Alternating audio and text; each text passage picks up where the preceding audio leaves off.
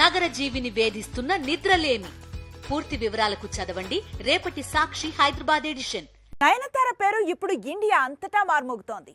ఓవైపు లెటర్, ఇంకోవైపు డాక్యుమెంటరీ, మరోవైపు కొత్త సినిమా అనౌన్స్మెంట్.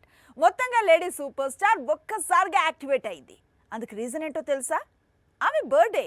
కొన్ని కోట్ల హృదయాలను కొల్లగొట్టిన డ్రీమ్ గర్ల్ 40వ పుట్టినరోజును జరుపుకుంటోంది. ముందు ధనుష్ పై కోపంగా లెటర్, ఆ తర్వాత నెట్ఫ్లిక్స్ లోకి నయనతార డాక్యుమెంటరీ, ఇప్పుడు కొత్త సినిమా టీజర్ రిలీజ్. మొత్తంగా నయనతార మరోసారి సెన్సేషన్ కు మారు పేరుగా మారింది.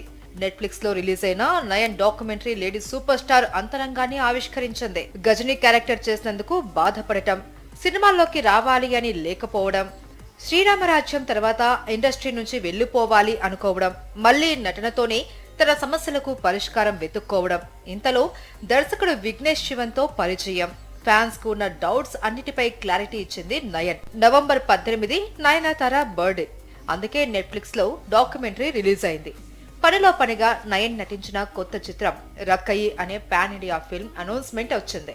ఈ చిత్రంలో నయన్ పూర్తిస్థాయి యాక్షన్ క్వీన్ గా మారింది. 40వ ఏట కూడా నయన్ బాక్స్ ఆఫీస్ క్వీన్ గా వెలుగుతుంది.